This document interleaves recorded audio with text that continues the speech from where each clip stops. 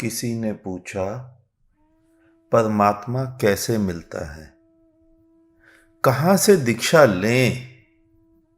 किसका अनुसरण करें?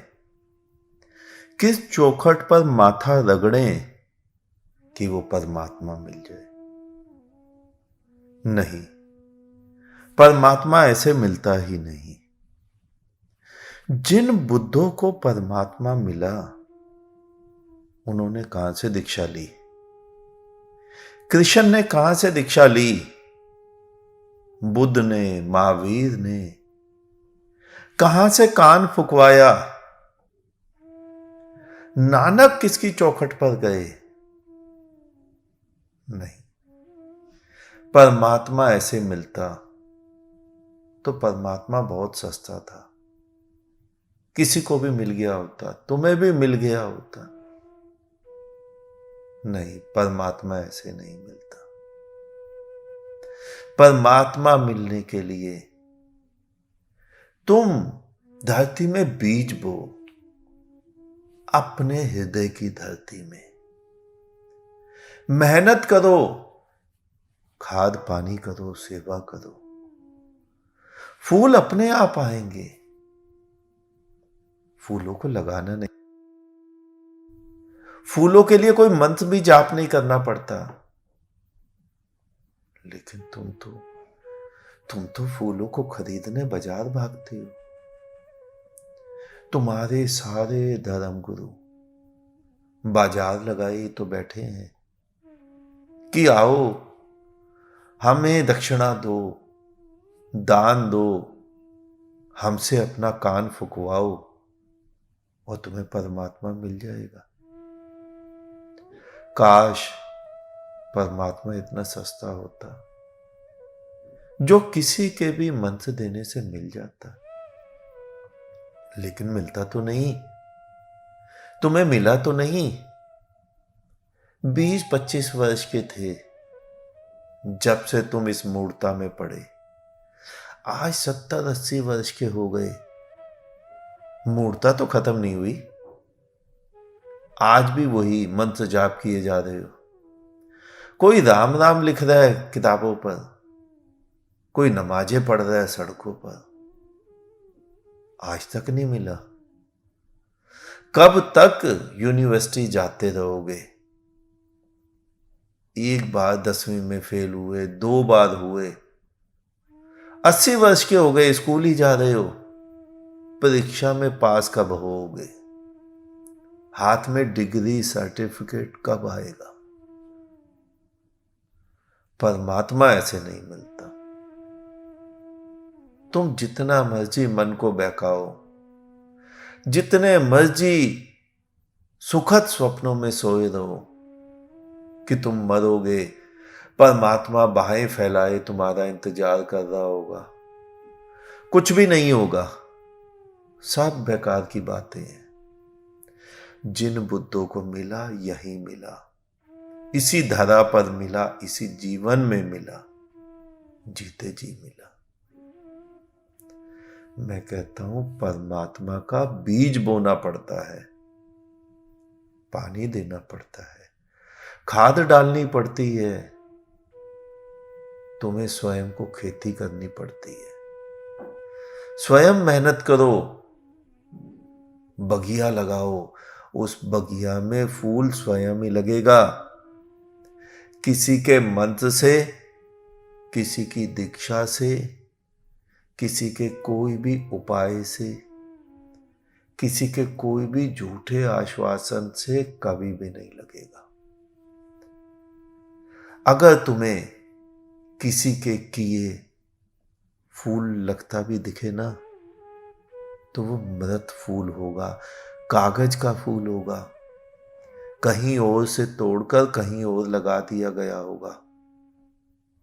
उस कागज के फूल में प्राण नहीं होंगे।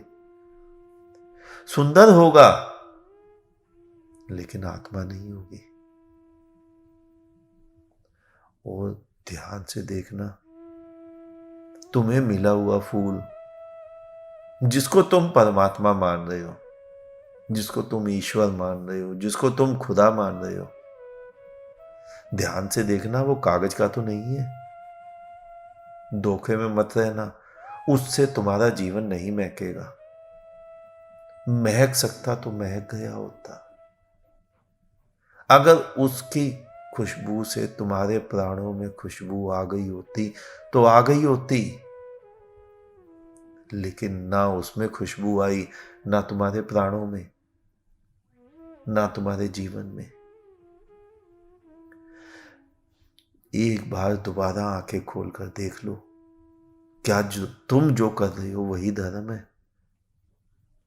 वरना मृत्यु के समय स्वयं को माफ नहीं कर पाओगे। सोचोगे कि काश मेहनत कर ही ली होती, काश बीज बो ही दिया होता, काश खाद पानी डाल ही दिया होता, शायद परमात्मा का फूल लग ही जाता, शायद तुम्हें परमात्मा मिल ही जाता, शायद उस जीवित फूल की महक से तुम्हारी आत्मा भी महक जाती, शायद तुम्हारा जीवन भी महक जाता।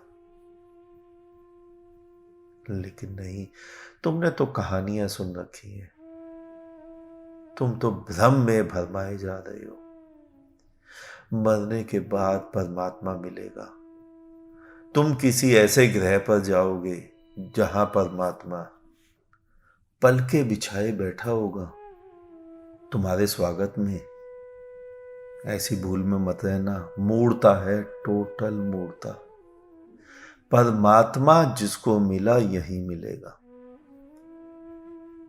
अगर ऐसा ही होता और यही सत्य होता कि परमात्मा तुम्हें किसी और ग्रह पर मिलेगा, तो तुम्हें मेहनत की आवश्यकता ही नहीं है। फिर ये व्यर्थ ही जप तप कर रहे हो, व्यर्थ ही नमाजें पढ़ रहे हो, क्योंकि मरकर तो तुम्हें वो परमात्मा मिल ही जाएगा।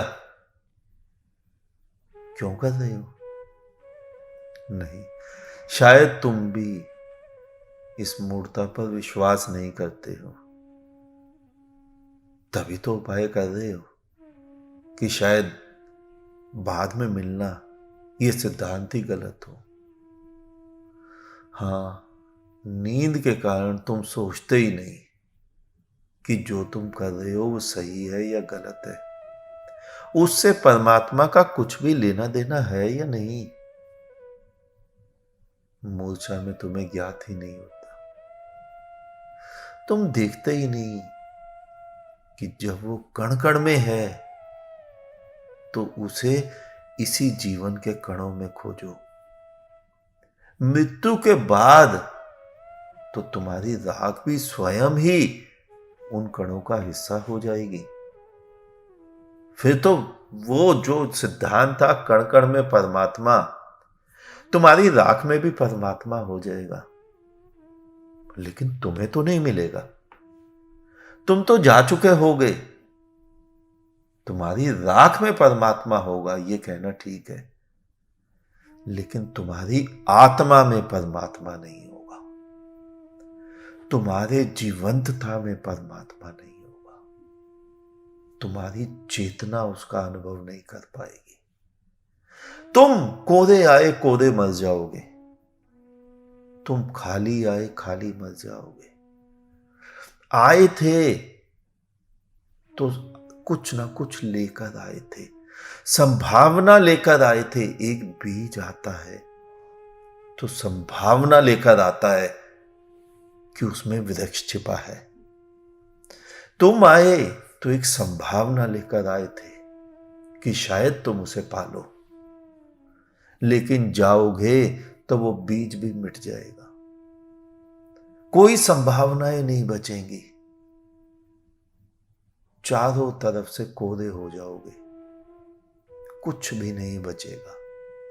और अगले जन्म में तुम्हें तुम्हारे जैसे मूढ़ महात्मा दोबारा मिल जाएंगे, जो फिर तुम्हें ऐसी ही कहानियां सुनाएंगे। कोई मंत्र देगा, कोई कान फूकेगा, कोई ध्यान लिंगा बना के दिखा देगा, कोई सितार बजा के दिखा देगा, और तुम फिर उनकी बातों में आ जाओगे, फिर जीवन को व्यर्थ कर दोगे। लेकिन परमात्मा से तुम हमेशा हमेशा से ही चूकते आए हो और चूकते ही रहोगे। परमात्मा वो है ही नहीं जिसे तुम परमात्मा कहते हो। तुम जिसे ईश्वर कहते हो उसके बारे में तो पुस्तकों में लिखा है, उसके बारे में पुस्तकों से पढ़ा जा सकता है, उसके बारे में कहा जा सकता है, उसके बारे में सुना जा सकता है। मैं उसकी बात कर रहा हूं जिसको तुम ईश्वर कहते हो। उसके बारे में आरतियां प्रार्थनाएं बनाई जा सकती हैं, उसकी मूर्तियां बनाई जा सकती हैं, उसके मंदिर मस्जिद बनाए जा सकते हैं, उसके विषय में शास्त्रों की रचनाएं हो सकती हैं। लेकिन वो जो विराट है, जो जगह जगह में रसा बसा है, उसकी मूर्ति कहां से बनाओगे? उसके चित्र कैसे बनाओगे? उसको मंदिर मस्जिद में कैसे बिठाओगे? क्योंकि मंदिर मस्जिद की सीमा से बहुत बड़ा है वो, बहुत विशाल है वो। जिस गारे की तुम ईंट बनाओगे मंदिर मस्जिद बनाने के लिए, उस गारे में भी तो उसी का वास है। जिस पत्थर से तुम उसकी मूर्ति बनाओगे, उस पत्थर पर जैसे ही तुम छेनी चलाओगे, छेनी चलाते ही पत्थर खंडित हो जाएगा। हथौड़ी चलाते ही तुम्हारी मूर्ति बनने से पहले ही खंडित हो जाएगी। पहले वो स्वयंभू था पत्थर, जो परमात्मा का बनाया हुआ, किसी पहाड़ से निकला, किसी खदान से निकला। तुमने तो उस पर छेनी चला दी, तुमने स्वयं ही खंडित कर दिया। इसीलिए बुद्ध कहते हैं उसकी मूर्ति की कोई भी आवश्यकता नहीं है, उसके मंदिर मस्जिद की भी कोई भी आवश्यकता नहीं है। मैंने पहले भी तुम्हें कई बार समझाया है, अगर परमात्मा कण कण में है तो कहां उसका मंदिर बनाओगे? क्योंकि मंदिर की आवश्यकता तो वहां होगी जहां वो आसपास 10-20 किलोमीटर तक ना हो, कि चलो यहां दूर दूर तक परमात्मा नहीं है, अब हम यहीं उसकी स्थापना कर दें। अगर परमात्मा खुदा जगह जगह में नहीं है तो क्यों उसका मंदिर बनाओगे? जब वो है ही नहीं तो तुम कहां से उसे पकड़कर लाओगे अंदर बिठाने को? मैं इसीलिए तुम्हें बार बार समझाता हूं कि तुम देखने वाले को खोज कर ले आओ। परमात्मा तो मैं उसके सामने प्रकट कर दूंगा, लेकिन तुम देखने वाले को ही नहीं ला पाते, तुम स्वयं को ही नहीं ढूंढ पाते कि तुम कौन हो। बस यही अड़चन है। जिस दिन इसको खोज लोगे उसी दिन परमात्मा मिल जाएगा। जिस दिन स्वयं को खोज लोगे उस दिन तुम्हें मेरे पास आने की आवश्यकता भी नहीं पड़ेगी। जिस दिन स्वयं को खोज लोगे उस दिन तुम जिसको खोज रहे हो वो उसी परमात्मा को पाओगे। उस दिन वहां पर तुम मुझे भी पाओगे और उस दिन वहीं पर उसी सिंहासन पर तुम स्वयं को भी पाओगे। तीनों में तिल भर का भी भेद नहीं होगा। तुम मुझे देखो, तुम परमात्मा को देखो या तुम स्वयं को देखो, तीनों एक ही मूर्त में पाओगे। त्रिमूर्ति बनाई थी ना तुमने, बना तो दी, उसका मतलब नहीं समझ पाए। उसका तात्पर्य क्या था? किसी जिंदा बुद्ध को पकड़ लो, वो तुम्हें यहीं परमात्मा दिखा देगा। ये मरने के बाद किसी लोक में जाके तुम्हें परमात्मा मिलेगा, इन भूलों में मत रहना। पूरा जीवन नष्ट कर दिया, उपाय करते करते, लेकिन परमात्मा तो नहीं मिला। ऐसे नहीं मिलेगा।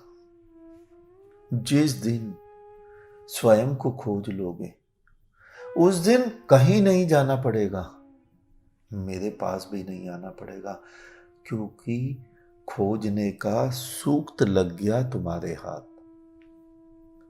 और परमात्मा ना तो मंदिरों मस्जिदों से ही मिलता है, ना गिरजे गुरुद्वारों से, ना शास्त्र से, ना किसी गुरु से, ना किसी सदगुरु से, और मुझसे भी नहीं। वो बुद्ध तो तुम्हें सूक्त समझा देते हैं। उस सूक्त पर चलकर तुम्हें तुम्हारा परमात्मा स्वयं मिल जाता है। परमात्मा तो जब भी मिलता है केवल खोजने से मिलता है, और खोजने वाले को ही मिलता है। बुद्ध क्या करता है? बुद्ध तो तुम्हें उंगली पकड़कर चलना सिखा देता है, लेकिन तुम तो मूर्ताएं पाले रहते हो, मूर्ताएं करते रहते हो। और तुम्हारे दुकानों को चलाने वाले पाखंडी अपना अपना भिन्न भिन्न नाम रख लेते हैं, तुम पहचान ही नहीं पाते। अगर गूगल कर कर देखोगे तो सदगुरु के नाम पर आज तक 100 से भी ज्यादा ऐसे लोग मिल जाएंगे जो तुम्हें कुछ ना कुछ सिखा रहे हैं। सभी ने अपना नाम सदगुरु रख लिया है, सभी तुम्हें कुछ सिखाए जा रहे हैं, लेकिन उन मूढ़ों के द्वारा सिखाया गया एक भी व्यक्ति तुम्हें ऐसा नहीं मिलेगा जिसको परमात्मा का अनुभव हो चुका हो। नाम कुछ भी रख ले, कोई ठाकुर रखता है, कोई छोटा ठाकुर, कोई बड़ा ठाकुर, कोई बापू, कोई दादू, कोई संत शिरोमणि, कोई श्री श्री 1008 महामंडलेश्वर। सैकड़ों ऐसे नाम मिलेंगे जो उन्होंने स्वयं ही रख रखे हैं, और दुकानें चल रही हैं। इसीलिए ही देखना, जिन्होंने भी परमात्मा को पाया है उन्होंने खुलकर ऊंची आवाज में इन दुकानों का विरोध किया है और बताया है कि परमात्मा इन दुकानों से नहीं मिलता, परमात्मा तुम्हारे खोजने से मिलता है और केवल तुम्हें मिलता है। मार्ग भी तुम्हारा स्वयं का ढूंढा हुआ होगा। इसीलिए मैं कहता हूं, पुराने सारे विचार छोड़ दो। वो शास्त्रों से नहीं मिलता, भूल जाओ शास्त्रों को भी। शास्त्रों को उतनी महत्वता मत दो, स्वयं को महत्वता दो। तुम्हारे जीवन के जो शास्त्र बनेंगे, तुम्हारे जीवन के चलने से जो शास्त्रों का निर्माण होगा, उस निर्माण से तुम्हें परमात्मा मिलेगा। इसीलिए बुद्ध पुरुष कभी भी शास्त्रों की बात नहीं करते, बल्कि बुद्धों के बोलने से जो शास्त्र पैदा हो जाते हैं, अगर तुम गलती से उन शास्त्रों को भी पकड़ लो, उनकी भी आरती पूजा कर लो, तो भी तुम्हें परमात्मा नहीं मिलेगा। दोबारा समझो, दोबारा कहना पड़ेगा, जो पुराने शास्त्र हैं उनसे भी परमात्मा नहीं मिलेगा। जो बुद्धों ने वचन बोले, जो आज कोई बुद्ध, जिंदा बुद्ध वचन बोल रहा है, उसको भी पकड़कर अगर वचन को पूजने लग जाओ, उस वचनों के शास्त्र बना लो, आरती पूजा करने लग जाओ, तो भी परमात्मा नहीं मिलेगा। किताबें, तुम पुस्तकें बनाते हो, विश्लेषण करते हो, लिखते हो, अपना अपना तात्पर्य देते हो कि कृष्ण क्या बोल गए, बुद्ध क्या बोल गए, गीता के ऊपर 1000 से ज्यादा टिप्पणियां मिलेगी। फालतू में बहस करते रहते हो बुद्धों के वचनों के ऊपर, महावीरों के वचनों के ऊपर, पैगंबरों के वचन के ऊपर, लेकिन कुछ मिलता तो नहीं। उसे खोजो ना जो बुद्ध बनकर आया था, उसे खोजो जो कृष्ण बनकर आया था, उसी को पकड़ लो जो पैगंबर बनकर आया था। वो अपना तात्पर्य सही सही बता देगा। लेकिन तुम तो चलते हो पुरानी लकीरों पर। जीवन कोई रेलगाड़ी नहीं है जो रेल की पटरी पर समानांतर चलती रहे। तुम उसे रेलगाड़ी की तरह चलाना चाहते हो। तुमने शास्त्रों की पटरियां बना ली और उन पटरियों पे तुम दौड़ना चाहते हो। जीवन रेलगाड़ी नहीं है। परमात्मा को खोजने का तुम्हारा स्वयं का मार्ग होता है। हमने आरंभ किया था कि तुम्हें जो पुष्प सुगंध देगा वो तुम्हारे भीतर जन्मेगा, तुम्हारे भीतर खिलेगा। उसका बीज तुम्हें स्वयं भीतर बोना पड़ेगा। बाहर के फूल ले भी आओगे तो वो कागज के ही रहेंगे, वो तुम्हारे किसी काम नहीं आएंगे। वो कागज के फूल देखने में ही सुंदर लगेंगे, लेकिन उनमें प्राण नहीं होंगे। वो बिल्कुल ही ऐसे ही होंगे जैसे कि कोई बच्चे को जन्म तो ना दे और बाजार से खिलौने का बच्चा ले आए, क्योंकि जन्मा बच्चा तो कपड़े भी गंदे करेगा, बीमार भी होएगा, रोएगा भी, चिल्लाएगा भी, बार बार खाना भी मांगेगा। लेकिन खिलौने का बच्चा, वो तो ऐसा उपद्रव कभी भी नहीं करेगा। लेकिन क्या आनंद होगा उस खिलौने के बच्चे में? तुम स्वयं से पूछ लो। तुम्हें कौन सा फूल चाहिए? स्वयं से पूछो तुम्हें कौन सा धर्म चाहिए?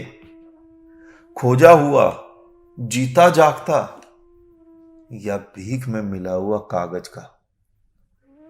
शास्त्रों पर लिखा हुआ धर्म या जीवंत धर्म जो तुम्हारे भीतर घटित हो रहा है? भीख में कुछ भी मिले उससे भिखारी ही प्रसन्न होता है। अब तुम स्वयं को देख लो कि तुम्हें धार्मिक बनना है या भिखारी। तुम जानो तुम्हें बुद्ध बनना है या बुद्धू ही बने रहना है। तुम जानो तुम्हें जागना है या सोए सोए ही चले जाना है। तुम जानो तुम्हें अमरता का स्वाद चखना है या हाय हाय करके ही वैसे ही मरना है जैसे हर व्यक्ति मृत्यु को प्राप्त करता है। फिर मृत्यु उतनी ही कष्टदायक होएगी जितना कष्ट एक 4 वर्ष के बालक को अपने बाल कटवाने से होता है। देखा है कभी 3-4 वर्ष के बालक के जब बाल काटो कितना रोता है? उसे लगता है उसके शरीर का अंग काटा जा रहा है। कितना उपद्रव मचाता है। इतना ही उपद्रव तुम्हें होगा मृत्यु के समय, क्योंकि तुम भी सोए हुए हो, तुम भी मूर्छा में हो। बालक भी बालों को अपने शरीर का अंग मानता है, तुम देह को अपना अंग मानते हो। उतना ही कष्ट तुम्हें होगा। या तो अमरता का स्वाद जीते जी चख लो, या स्वयं को जीते जी उस देह से अलग कर लो। फिर कृष्ण ने जो कहा है ना कि आत्मा वस्त्र बदलती है, फिर तुम भी यही इच्छा से कहोगे वस्त्र बदलती है, बदलती रहे। तुम्हें बिल्कुल भी कष्ट नहीं होगा। या तो तुम सत्य को जान लो और या झूठी उम्मीदों पर ही जीते रहो कि मरने के बाद तुम स्वर्ग जाओगे, मोक्ष जाओगे, बैकुंठ गोलोक जाओगे, वहां तुम्हें शाश्वत जीवन मिलेगा। कितने वो झूठ पालोगे तुम कितने आलसी हो तुम, कितनी मूर्छा में हो तुम, कितनी निंदा में हो तुम। बुद्धों के रहते हुए भी तुम अपने भ्रम पाले रहते हो। अपनी निंदा का कोई ना कोई बहाना खोज ही लेते हो। और तुम्हारे धर्मगुरु तुम्हें थपकी मार मार कर, लोरी दे देकर सुलाते रहते हैं, और तुम वही लोरी सुनकर मस्त रहते हो, नींद में रहते हो। तुम्हें जानना है तुम्हें क्या करना है। तुम्हें बुद्ध बनना है या तुम्हें बुद्धू ही बने बने मर जाना है।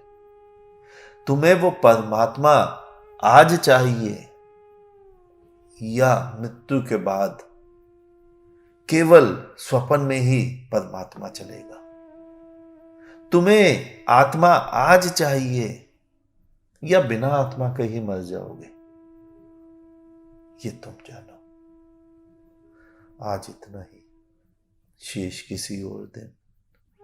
अंत में तुम्हारे भीतर बैठे हुए परमात्मा को मेरा नमन। तुम सभी जागो, जागते रहो।